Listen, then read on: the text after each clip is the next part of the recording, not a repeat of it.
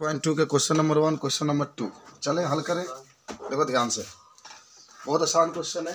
Question number 1 का है ना कि आपका एक कह रहा है कि एबीसीडी एक समांतर चतुर्भुज है।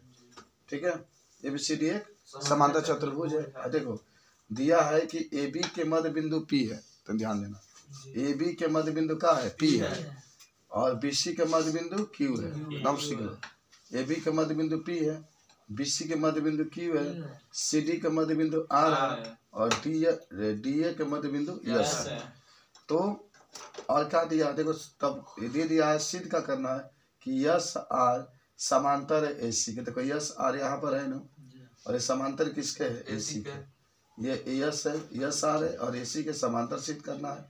और यह भी सिद्ध करना है कि जो यस आर है वह 1/2 AC के बराबर है, माने जो AC है उसका आधा होता है। ठीक है, हम पढ़े भी हैं मध्य बिंदु प्रमेय में कि अगर मध्य बिंदु को मिलाने वाली जो रेखा होती है ना वह विकर्ण के आधा होती है। विकर्ण अगर 10 है, जैसे AC का मान अगर 10 है तो जो आपका यस आर का मान होगा वह कितना होगा? 5 होगा, आधा होता है। ठीक है, इसी प्रकार से जो PQ है, जो PQ आप देख रहे हैं, यह PQ का मान AC के क्या होगा? आधा होगा। तो देखो ये सिद्ध करके दिखाना है कि जो यस आर है, ये यस आर है वह AC के क्या है? समांतर है, और जो यस आर है वह AC के आधा है। AC के क्या है? आधा। और जो PQ है वह यस आर के आधा है। PQ जो PQ है, जो PQ आप देख रहे हैं वह यस आर के बराबर, ये भी आप बता सकते हैं। PQ जो है यस आर के बराबर है। ठीक है, और यहाँ पर क्या दिखा रहा है कि PQRS एक समांतर चतुर्भुज है। ठीक है, PQRS देख रहे हैं, PQRS क्या है? समांतर चतुर्भुज। चलिए हल हो गया। देखो बहुत सिंपल है, यस आर समांतर होगा AC के। दिया भी है, देख भी रहे हैं आप कि जो यस आर है ये AC के क्या है? समांतर है। और यस आर 1/2 AC के बराबर भी है। दिया है, बस खाली लिख देना है यस आर जो है 1/2 AC के क्या है? बराबर है। अब सुन ध्यान से, मध्य बिंदु प्रमेय से खाली इतना लिख देगा कि मध्य बिंदु प्रमेय से। मध्य बिंदु प्रमेय का मतलब जो मध्य बिंदु से रेखा मिलाएंगे वो बड़ा वाला रेखा का आधा होगा। बस इतना लिख देंगे, सिद्ध हो गया। समझे?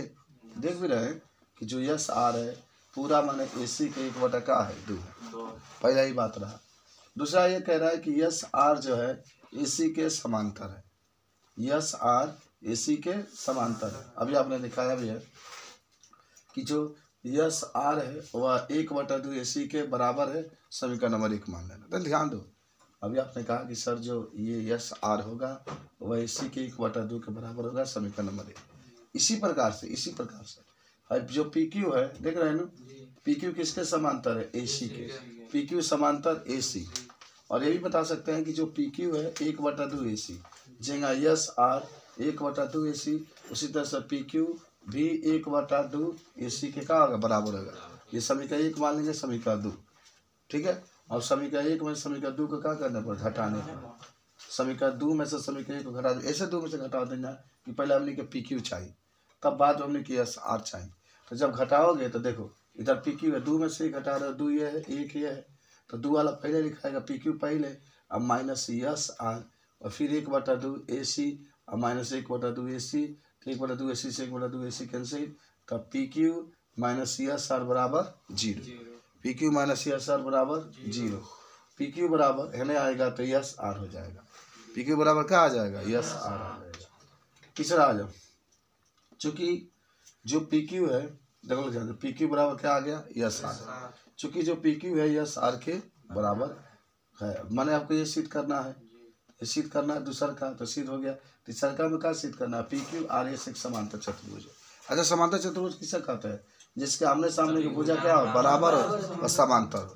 जिसका आमने से जैसे आपको क्या सिद्ध करना है? PQRS।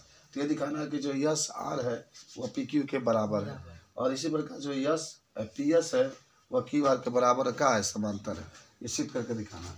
तो देखो ध्यान से, चूंकि PQ बराबर यस आर हमने सिद्ध कर दिया है, तथा PQ यस आर के समांतर भी देख रहे हैं। जो ये PQ है ये यस आर के बराबर भी है, और जो PQ है यस आर के समांतर भी है। इसी प्रकार जो SP है RQ के बराबर भी है, समांतर। देख रहे हो, एस पी ये है, आर क्यू ये है, इसके बराबर भी है और क्या है, समांतर है। पता लिखा जाएगा पी क्यू आर एस एक समांतर चतुर्भुज है। कौन? पी यहाँ पर है पी क्यू आर एस एक समांतर चतुर्भुज है। तो पहले सवाल ऐसा था, आपको बहुत सिंपल था, लग जाएगा ना जी। बस दूसरा आपको क्या कह रहा है बाबू, देखो दूसरा ये कह रहा है कि आपके एक माने ए बी सी डी एक प्रकार का सम चतुर्भुज दिया। देखो ए बी सी डी माने दिया में लिखा गया ए बी सी डी एक सम चतुर्भुज है। और देखो ए बी के मध्य बिंदु पी है, बी सी के मध्य बिंदु क्यू है, सी डी के मध्य बिंदु आर है, ए डी के मध्य बिंदु यस है। यह भी आपका दिया गया, जो भी माने दिया गया उसको डाटा लिख दिया गया कि जो ए बी है इसका मध्य बिंदु पी है, जो बी सी है इसका मध्य बिंदु क्यू है, जो सी डी है इसका मध्य बिंदु आर है, और जो ए डी है इसका मध्य बिंदु। और सिद्ध करना क्या है कि ए बी सी डी एक आयत है। ये आपको सिद्ध करके दिखाना है कि ए बी सी डी एक क्या है, आयत है। ये आपको सिद्ध करके दिखाना है कि ए बी सी डी एक आयत है। ठीक है, ये तो आप लिख दिए कि ए बी सी डी क्या है, आयत है। ठीक है, रचना में आइए, कुछ रचना लिखा गया है कि डीबी और एसी को मिलाया।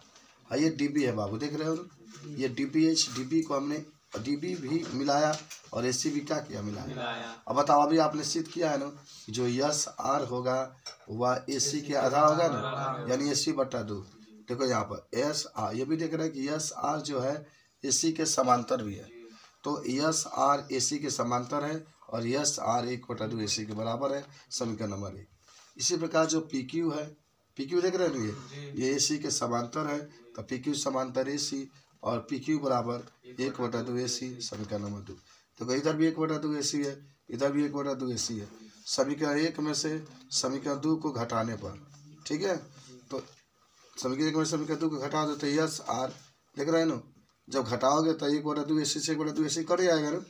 जेगा अभी आप किए थे, देखो ना यहाँ पर, जैसे आप यहाँ पर घटाए है ना, सेम टू सेम तो वही बात है, यहाँ पर वही चित्र भी है, तो कट गया है। तो पी क्यू बराबर यस आर, तो यहाँ भी कहा आ जाएगा पी क्यू बराबर यस आर।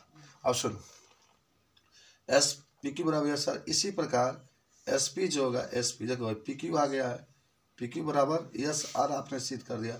इसी प्रकार जो एस पी होगा वो आर क्यू के बराबर और क्या होगा, समांतर होगा। एस पी जो होगा आर क्यू के बराबर और समांतर होगा। अतः हम कह सकते हैं कि ए बी सी डी क्या है, आयत। ये जब सब बराबर हो जाएगी ना, तो ये जब बराबर हो जाएगा ये, तो ये कोण भी बराबर, ये सब बराबर हो गए आपके, ये भी कोण बराबर, ये भी आमने सामने के सब कोण बराबर, अतः ए बी सी डी क्या हो जाएगा, आयत हो जाएगा।